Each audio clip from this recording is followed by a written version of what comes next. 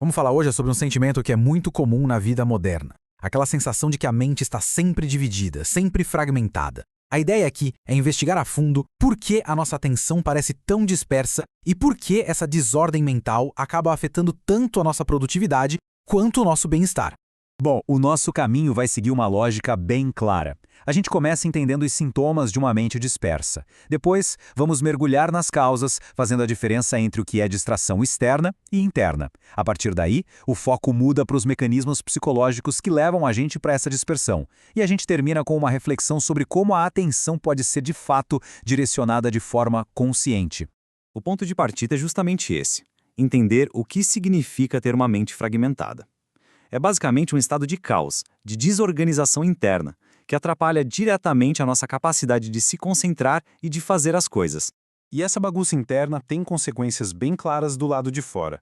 Os dias parecem mais curtos, não porque o tempo mudou, mas porque a nossa percepção dele fica toda alterada pela falta de foco.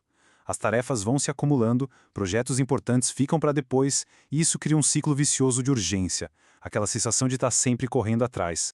Por dentro, a coisa não para. Os pensamentos ficam pulando de um assunto para o outro sem a menor lógica. Sabe quando uma ideia genial aparece bem na hora em que você precisa se concentrar em outra coisa? É isso. O resultado? Um cansaço mental gigante no final do dia que não tem nada a ver com esforço físico. Essa tempestade de pensamentos dificulta qualquer planejamento e pode até gerar um sentimento de autossabotagem. Para entender a dinâmica da atenção, o primeiro passo é simples: identificar de onde vêm as distrações. E elas basicamente têm duas origens bem diferentes, com impactos também muito diferentes. De um lado, a gente tem as distrações externas. Essas são fáceis de ver. São as notificações do celular, as conversas no escritório, o barulho da rua, as interrupções de outras pessoas. Mas do outro lado, com um poder muito mais sutil e eu diria até mais profundo, estão as distrações internas. São as preocupações, os pensamentos que ficam voltando, a ansiedade, é o que a gente chama de ruído de dentro. E aqui tem um ponto que é crucial. A gente costuma culpar o ambiente pela nossa falta de foco, né? Mas a verdade é que a batalha mais importante pela atenção acontece dentro da nossa própria cabeça. Os ladrões de atenção mais persistentes, os verdadeiros vilões, são esses pensamentos e conflitos que a gente deixa sem resolver. Ok. Se os maiores inimigos do foco estão do lado de dentro, a gente precisa entender o porquê. Essa busca por distração tem uma raiz psicológica bem profunda, que está ligada ao jeito como o nosso cérebro lida com sentimentos desconfortáveis. Esse mecanismo é o chamado ponto de fuga. Funciona assim: quando surge uma pressão interna, seja ansiedade, frustração ou até tédio, a mente instintivamente procura um alívio imediato. E onde ela encontra esse alívio? Geralmente num estímulo externo, como um vídeo curto, um jogo ou ficar rolando o feed de uma rede social. É uma solução temporária, só para não ter que lidar com aquela emoção negativa. E o ciclo que se forma é bem simples, e ele mesmo se reforça. Primeiro, vem o desconforto. Em seguida, a mente sai procurando ativamente uma distração. Aí, ela encontra um estímulo e consegue um alívio momentâneo. Só que o problema original, a causa de tudo, continua ali, intacto. Só foi ignorado por um tempo. Essas fugas digitais são como um analgésico para a mente. Elas aliviam o sintoma da dor na hora, mas não tratam a causa. E claro, quando o efeito do estímulo passa, o desconforto original volta. E muitas vezes volta até mais forte. Mas não é só uma fuga psicológica do desconforto.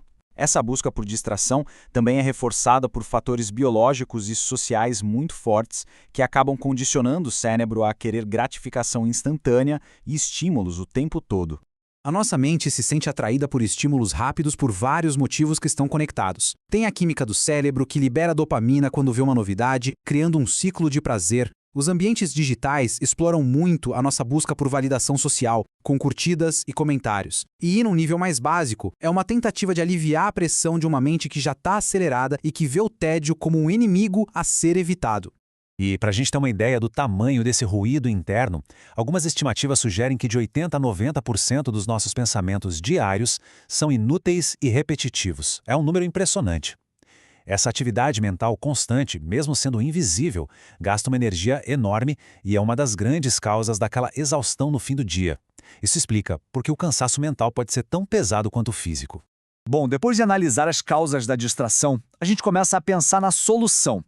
E o caminho para isso passa por entender como os nossos hábitos do dia a dia são os verdadeiros arquitetos da nossa capacidade de atenção. A ideia central aqui é que o nosso estado mental não é algo que acontece por acaso.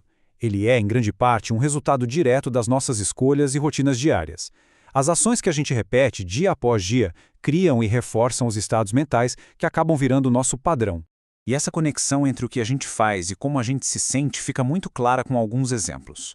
O hábito de ler notícias logo que acorda pode gerar um estado de ansiedade. Ficar checando o celular a cada minuto condiciona o cérebro à fragmentação. Cada pequena atividade da rotina vai de forma cumulativa, construindo o nosso estado mental geral ao longo do dia. Isso tudo leva a uma mudança de perspectiva que é fundamental.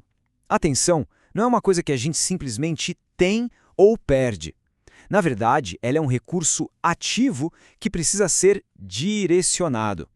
A questão, então, não é ter mais foco, mas sim para onde esse foco está sendo apontado de forma consciente. E assim a gente chega na reflexão final que amarra todos os pontos que vimos até agora. O tema aqui é o poder da escolha e a importância de ter consciência para gerenciar o recurso mais valioso da mente, o nosso foco. Então, o ponto crucial é este. O verdadeiro autocontrole não vem de uma luta de força de vontade contra as distrações de fora. Ele surge da compreensão e do gerenciamento do nosso mundo interior, da escolha consciente dos estados mentais que a gente quer cultivar através dos nossos hábitos. É uma questão de arquitetura interna, não de defesa externa. E para fechar, um último pensamento. O jeito como a atenção é gerenciada, a cada momento, não define só a produtividade de um dia. No fim das contas, define a direção e a qualidade da vida inteira. Onde a atenção é colocada, é para lá que a vida se desenrola.